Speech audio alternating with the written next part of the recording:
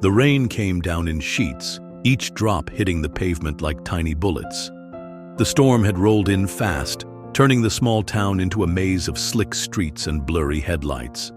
For Claire Turner, the storm felt fitting. It matched the turmoil she'd been trying to hide from everyone, including herself. Her hands gripped the steering wheel of her old Subaru, knuckles white as she navigated the nearly deserted back road toward home. Her mind was a whirlwind of memories and regrets. It had been 6 months since she lost her father, a man who had been her rock through every storm life threw at her. Since his passing, Claire had been stuck in a loop of restless nights and days spent going through the motions of her job at the library. She felt adrift, her purpose gone, the grief settling into her chest like a permanent weight. As she rounded a curve, her headlights caught movement ahead. Something small and low to the ground darted across the road. Instinctively, Claire slammed on the brakes. The car skidded slightly on the wet asphalt before coming to a stop. Heart pounding, she leaned forward, peering into the rain-drenched darkness. There, just off the shoulder, was a small, shivering shape. Claire hesitated for a moment. It was late. The storm was ferocious, and she wasn't exactly prepared to play Good Samaritan. But as the lightning illuminated the scene, she caught a clearer glimpse of the figure. It was a dog, tiny, drenched, and trembling violently in the rain. Her heart clenched. "Oh no," she whispered, more to herself than anyone else. Without thinking further, Claire pulled over and switched on her hazard lights. Grabbing the spare blanket from the back seat, she braced herself against the driving rain and stepped out of the car. The cold was biting, and the wind nearly tore the blanket from her hands as she approached the dog. The little creature cowered as she knelt beside it, its body slick with mud and water. It let out a pitiful whimper, ears flattening as Claire gently extended the blanket. "It's okay," she murmured, her voice soft but steady. "I'm not going to hurt you." With slow, deliberate movements, she wrapped the blanket around the dog. The tiny body didn't resist. It was too weak, too cold to fight.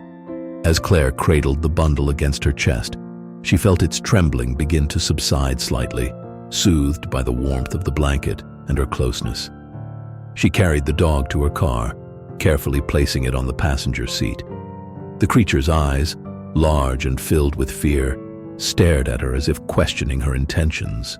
"Let's get you warm," she said, brushing wet hair from her face as she climbed back into the driver's seat. The drive home was tense. Claire kept glancing at the little dog, its tiny head poking out from the folds of the blanket. It was so small, so fragile, and yet something about its presence in her car felt monumental. By the time she pulled into the driveway of her small house, the rain had lightened, but the wind still howled through the trees. Inside, Claire set about making the dog comfortable.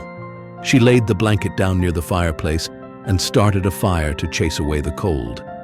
The dog, though hesitant at first, eventually curled into the warmth. Claire watched it for a moment before heading to the kitchen to prepare some food.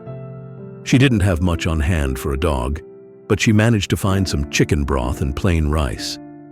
As she placed the bowl down near the makeshift bed, the little dog's nose twitched. It looked at her, then at the bowl, and slowly inched forward. Watching it eat stirred something in Claire she hadn't felt in months, a sense of purpose, however small. The next day, after a restless night on the couch to stay near her new house guest, Claire took the dog to the local vet. Dr. Harper, a kind woman with years of experience, examined the little creature with gentle hands. "She's a she," Dr. Harper announced with a smile. "A little underweight and probably a stray for some time. But overall, she's in surprisingly good health." Claire felt a wave of relief. "So she'll be okay? With some proper care, she'll be just fine. You did the right thing bringing her in out of that storm. Do you plan to keep her?" The question caught Claire off guard.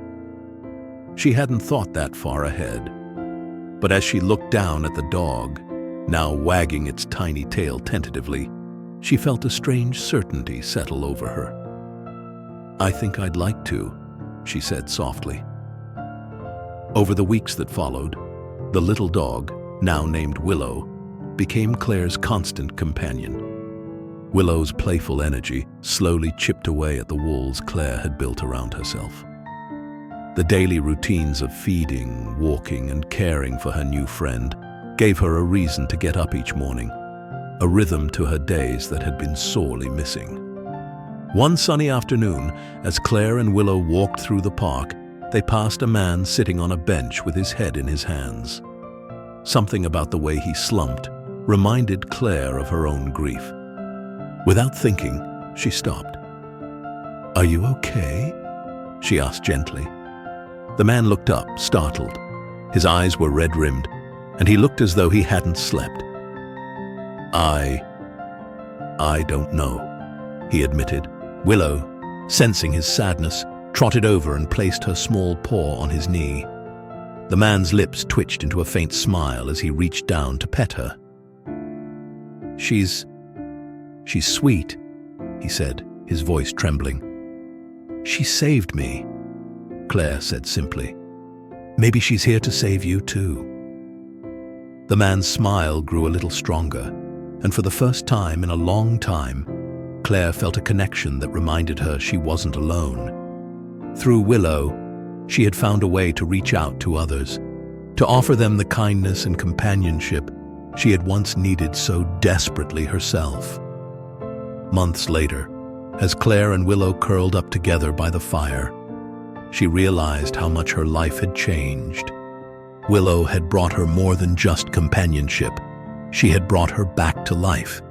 The little dog, once abandoned and lost, had shown Claire the path to healing. Together, they had found their way through the storm. But the story didn't end there. One crisp autumn morning, while walking through a wooded trail with Willow bounding ahead, Claire noticed a flyer pinned to a tree. It was an announcement for a community event at the local park. Pet Adoption Day. The event was organized by a shelter looking for homes for abandoned and stray animals, much like Willow had been. As Claire read the flyer, an idea began to form. That evening, as she sat with Willow by the fire, she made a decision. In the weeks that followed, Claire reached out to the shelter and volunteered to help. She spent hours planning the event, using her connections from the library to spread the word and gather supplies. On the day of the adoption fair, Claire stood among the bustling crowd, a table set up with brochures and pictures of animals in need of homes.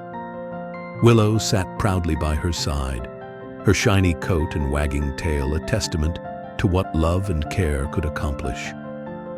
The event was a success. Dozens of pets found new homes, and Claire found a new purpose. She began volunteering regularly, her bond with Willow inspiring others to take a chance on the animals waiting for their own second chances. Through her work, Claire met countless people, each with their own stories of loss and healing, and each one reminded her of the simple truth Willow had taught her. Love has the power to save. Years later, as Claire watched Willow, now an older dog, with a gentle gray muzzle nap in the sunlight streaming through the window, she reflected on how far they had both come. The little stray who had saved her that stormy night had given her a new lease on life, filling it with purpose, love, and connection. And in return, Claire had given Willow the home and heart she deserved. In a world full of storms, they had found their shelter in each other. If you enjoyed this story and want to hear more heartwarming tales like this, make sure to subscribe for more.